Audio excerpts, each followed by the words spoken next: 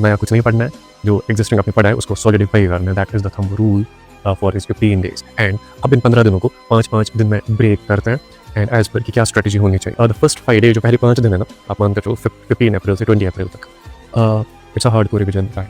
ये सारी चीज़ों को हार्डकोर रिवाइज करना है। सबसे इंपॉर्टेंट चीज़ अगर फिजिक्स की बात करें ना, तो फिजिक्स को जो इंपॉर्टेंट चैप्टर्स है ना, जिनकी प्रायोरिटी, जिनकी प्रेफरेंस, जिनसे सबसे ज़्यादा क्वेश्चन आते हैं, उनके फॉर्मूलाज को एक एक करके रिवाइज करना। Again I am not saying everything, not everything, but जो चीज़ें सबसे ज़्यादा पूछी जाती है, जो चैप्टर सबसे ज़्यादा पूछे जाते हैं ना, उनके फॉर्मूलाज को, नॉट कंसेप्ट, किसी भी चीज़ को नहीं, बट जस्ट फॉर्मूलाज को रिवाइज करना है। जैसे 12th का मॉडर्न फिजिक्स है, सबसे हाईएस्ट क्वेश्चन आता है, एटम्स, न्यूक्लियस में आ जाता है, सेमीकंडक्टर्स में आ जाता है, देन करंट इलेक्ट्रिसिटी, देन आपका ऑप्टिक्स है, रे एंड वेव ऑप्टिक्स, बड़ा क्वेश्चन रिच चैप्टर है वो, हर साल बहुत क्वेश्चन उसमें आ जाता है। 11th में फिर फिजिक्स आपका पोर्शन है, वेव्स एंड ऑसिलेशंस है, एंड ये जो मोटे मोटे चैप्टर्स है, हाई प्रायोरिटी वाले चैप्टर्स है, उनके फॉर्मूलाज को ऊपर ऊपर से रिवाइज करना जरूरी है। That is extremely important.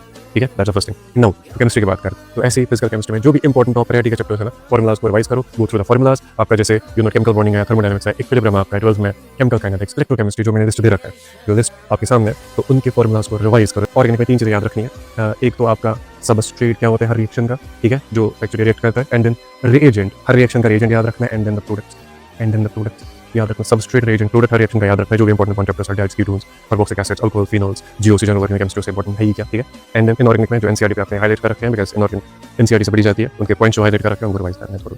अब बायोलॉजी में जो अपने एनसीईआरटी साल भर पढ़ रखी है ना, एक लाइन पढ़ रखी है, उसको स्किप नहीं करना है। एंड जो स्टूडेंट यहाँ पे लैग करते हैं ना, वो है मैच वाले क्वेश्चंस में, स्टेटमेंट वाले क्वेश्चंस में, असर्शन रीजन वाले क्वेश्चंस में, उनको बहुत प्रैक्टिस करनी है अगर आपके कॉन्सेप्ट्स क्लियर है। एंड देन ऑब्वियसली बात है, डायग्राम्स को नहीं छोड़ना। स्टूडेंट लैग करते हैं डायग्राम्स को बिल्कुल भी नहीं छोड़ना। नेक्स्ट 5 डेज मान के चल रहे हैं, अप्रैल 20 to 25, ये मॉक टेस्ट का फेज है। हर दिन आपको फुल सिलेबस टेस्ट देने, don't go for online test. वो ऑनलाइन टेस्ट टेस्ट सीरीज के नाम पे, मॉक टेस्ट के नाम पे मजाक है, बिकॉज़ ऑनलाइन टेस्ट में होता क्या है, you don't get the feeling of exam. आपको एग्जाम हॉल का फीलिंग नहीं मिलती है उसकी। आपको clock ticking, there is nothing like clock ticking, there is nothing like physical paper, there is nothing like OMR fill करना, there is nothing like exam hall का pressure, कुछ नहीं होता। आपको जो रियल टेस्ट सीरीज देनी है ना, वो है जो रियल एग्जाम को नीट वाले दिन को मिमिक करे। ऐसे एग्जाम जो 2 से 5 के बीच में, 2 PM to 5 PM, NEET exam भी इसी टाइम फ्रेम में होता है। अपनी बॉडी को एडजस्ट करो नीट के दिन के लिए। So this is the second phase, end game phase.